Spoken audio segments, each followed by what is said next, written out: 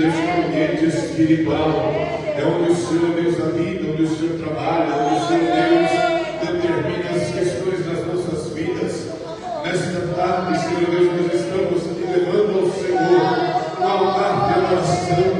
Mesmo que não tenha, Senhor Deus, condições de estar orando a casa, mas o Teu Espírito nos trouxe a este ambiente para Te adorar, para lhe prestar culto, para agradecer ao Teu nome, para ouvir a Tua palavra. Tenha misericórdia de mim, tenha misericórdia do Teu povo, e que Teu Espírito Santo nos direcione, que Teu Espírito Santo, ó Deus, nos conduza, que Teu Espírito Santo nos revele a Tua vontade, a Tua necessidade, qual o motivo, qual o propósito, Senhor Deus, da porta está aberta, de nós estamos neste movimento, Senhor Deus, desta tarde. É do Senhor que todas as coisas procedem, é do Senhor que todas as coisas são determinadas, é do Senhor que todas as portas se abrem, é do Senhor que toda tempestade é aplacada, é do Senhor que vem, Deus, a cura, é do Senhor que vem a libertação, é do Senhor que aplaca a ira, é do Senhor que aplaca, Senhor Deus, o movimento contrário,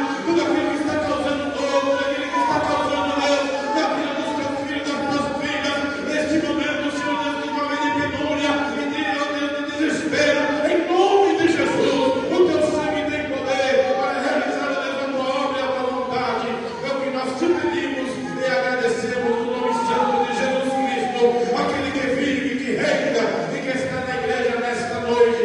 Aqueles que creem, agradeço ao Senhor em nome do Senhor, glória a Deus.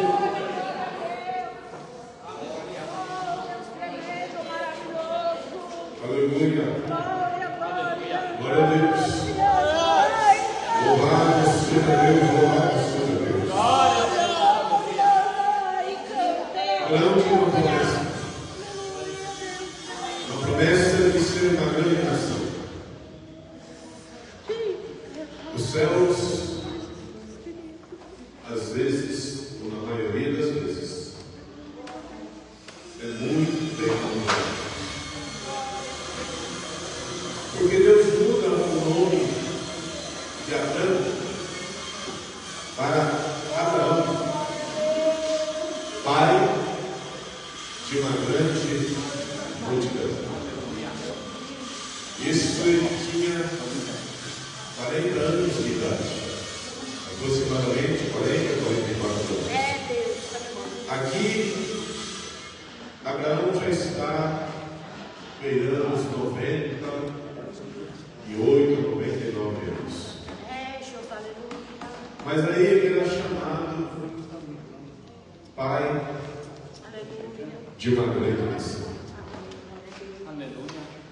Mas a sua mulher era estéril. E alguém olhava para ele e falava: lá vai o pai de uma grande nação. Lá vai o pai de uma grande nação. Lá vai. Um doido. Mulher dele não pode gerar. Era uma princesa. O nome dela é Sara. Uma princesa do quê? Ele é um pai de uma grande nação de quem? E às vezes esse contexto de vida bate a nossa porta, a nossa sala, a nossa casa. A gente está vivendo uma promessa. A gente está orando em busca da concretização do milagre. A gente está cantando, mas está buscando que Deus abra a porta, dá um direcionamento, livra alguém do vício, resolve o problema da separação, abre a porta também da provisão, pedir ao Senhor para que o médico não tenha o diagnóstico diagnóstico. E a gente está caminhando, está orando, está dirigindo a igreja, está cantando, está adorando ao Senhor. E Deus está dizendo: eu vou cumprir a minha palavra, eu vou cumprir a minha promessa. E aí você está dizendo: e agora, céus? E agora? Eu sou pai de uma grande nação, mas a minha mulher é estéril.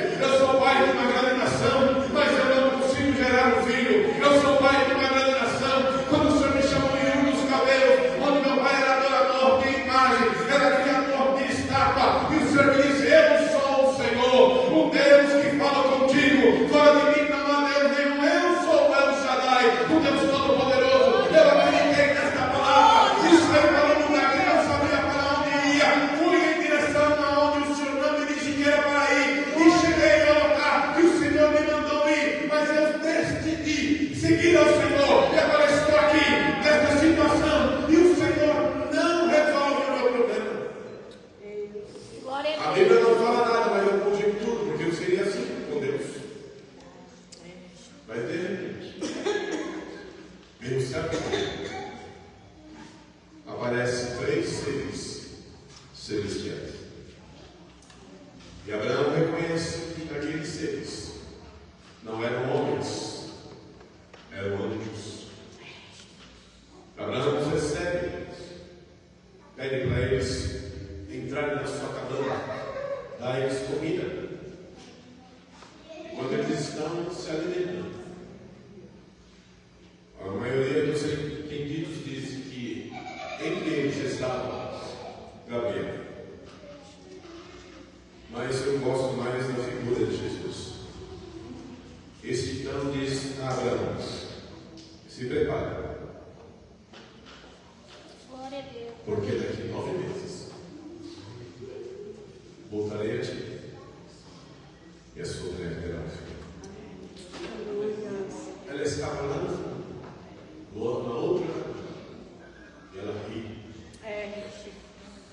Mas o Deus que tudo sabe, o Deus que tudo conhece, mandou chamar Sara e pergunta para ela: por que você está rindo? Aí ela vai falar igual Renato falaria, mas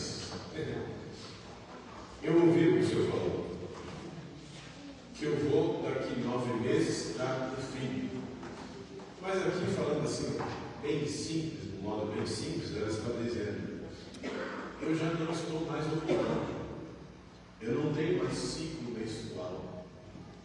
Como é que eu vou fecundar? Meu marido também não tem mais a capacidade de um homem normal, já é velho.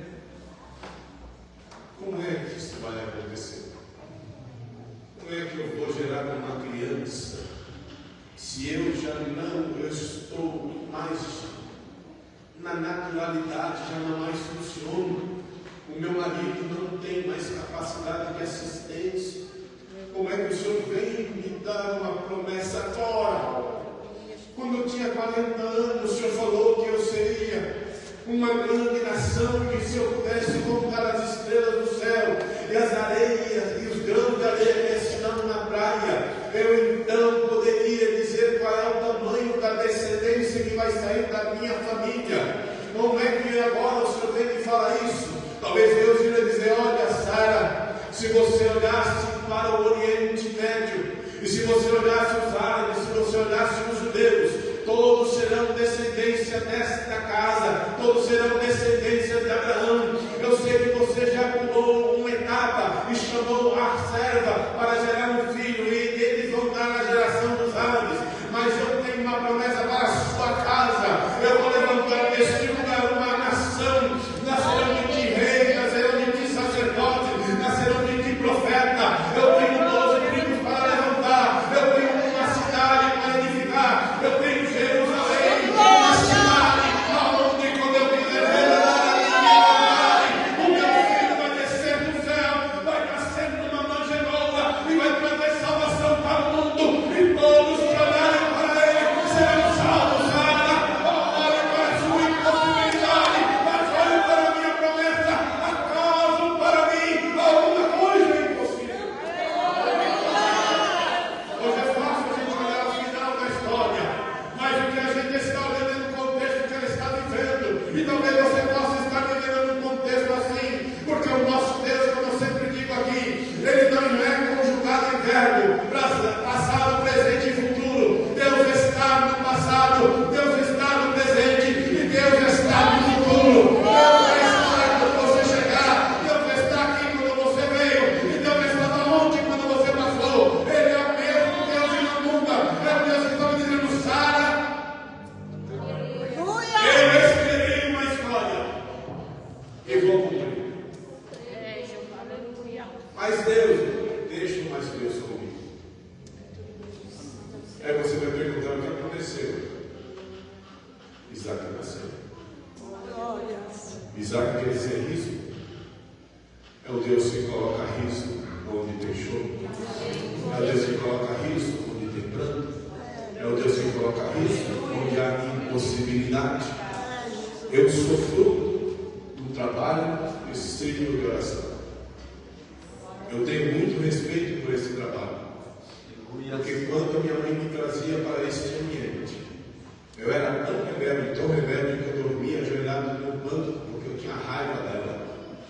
Minha mãe era uma negona, preta, da mão branca, que levava uma cinta na bolsa se a gente fizesse bagunça na igreja.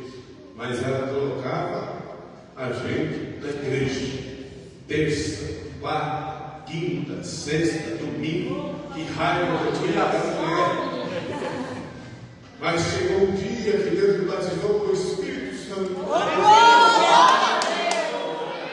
Numa cadeirinha dura, na igreja lá da Assembleia de Deus, da irmã Conceição. Era uma que enxergava, a outra era uma cega e a outra enxergava. Meu tio era o pastor da igreja. E ali eu resolvi aceitar Jesus como meu Salvador. Minha mãe tinha 9 irmãs, 2 irmãos. Todos os meus primos deram problema. E minha mãe dizia para as minhas tias: o meu filho vai ser doutor, o meu filho vai ser gente. Eu duvido, porque você é uma costureira, teu marido é um sem vergonha, motorista de caminhão. Como é que seu filho vai ser doutor? Mas antes dela morrer, eu levei o diploma e entreguei na mão dela e disse: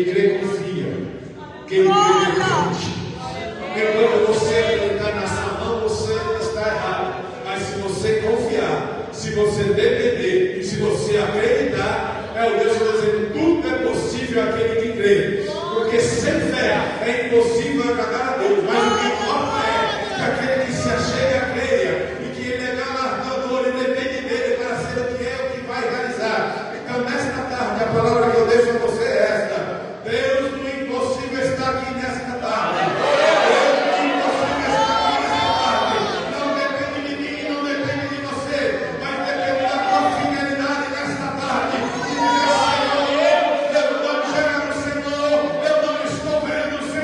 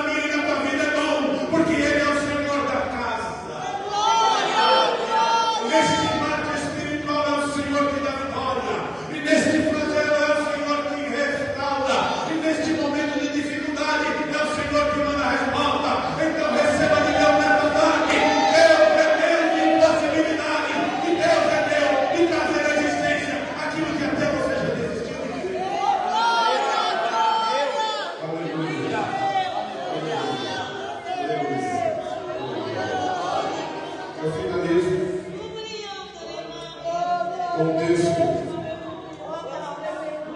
muito importante, Eclesiastes capítulo 3, versículo 1.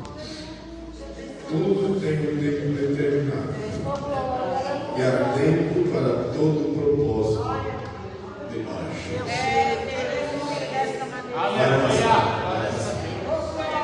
Deus nunca perde a mão. Deus nunca perde o controle. Deus nunca se esquece. Deus nunca deixa de ser. Bendito Deus e eterno Pai. Nós te agradecemos, Senhor, pela oportunidade de estarmos aqui nesta tarde. Viemos buscar o Senhor. Viemos adorar ao Senhor. Deus, Senhor Deus, oferecer os serviços. A glória do Senhor, o poder do Senhor. O Senhor conhece as vidas que estão aqui neste lugar.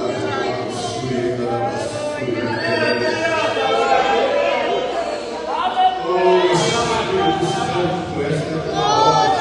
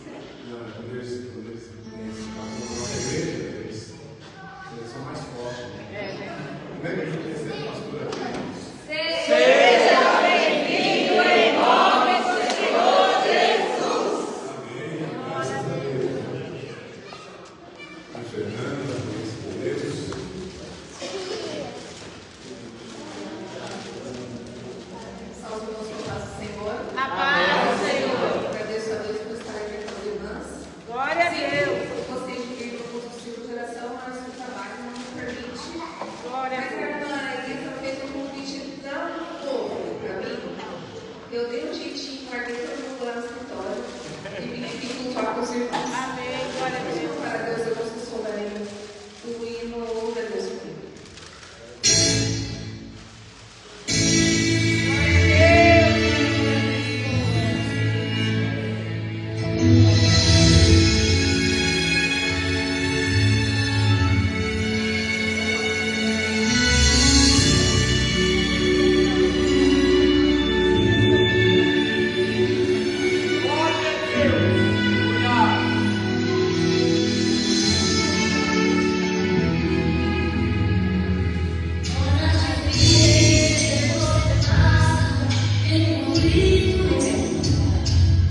Krishna